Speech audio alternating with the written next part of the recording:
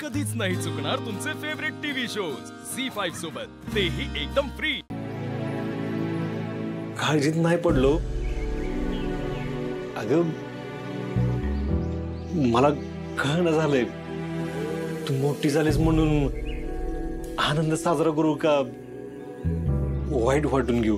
पण मी तर मोठी होत होते ना आतापर्यंत, आता वेगळं काय झालंय? मला हा त्रास का होतोय? दादा तू सांग ना मला। दादा तुला माझी शपथ आहे,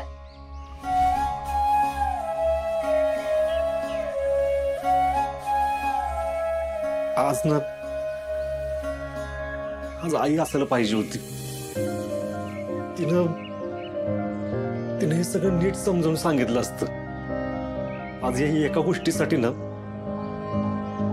मी तिला कधीच माफ नाही करणार। का आईच का? अगं या सगळ्या गोष्टी आईने समजून सांगायच्या असतात। मग तू आमच्यासाठी आमची आईच आहेस दादा, तू समजव ना मला।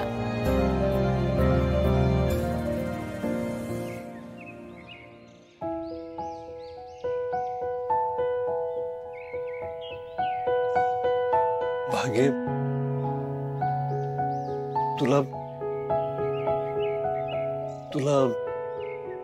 ना आलंय म्हणजे काय झालंय? पोटात आजार झाल्यावर असं होतं का? हे आता कधीच बरं नाही होणार का दादा? दादा वाईट असतं का? अगं नाही बाळा, वाईट नसते।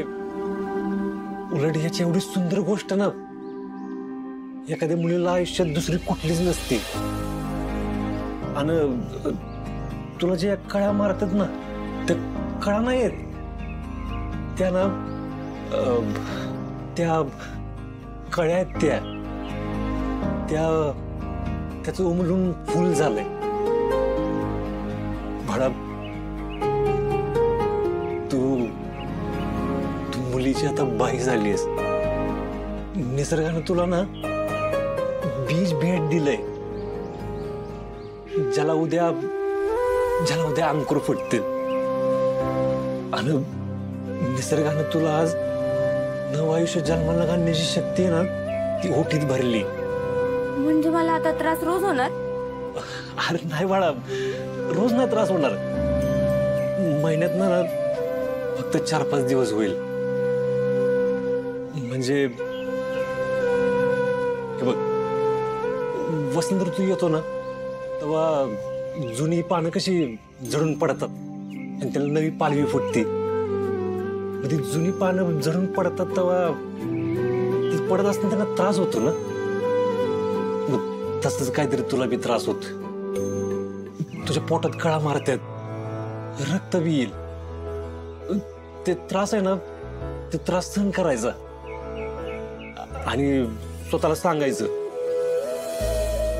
हे माझं बाईपण आहे। मला देवानं लय मोठी शक्ती दिली मातृत्वाची।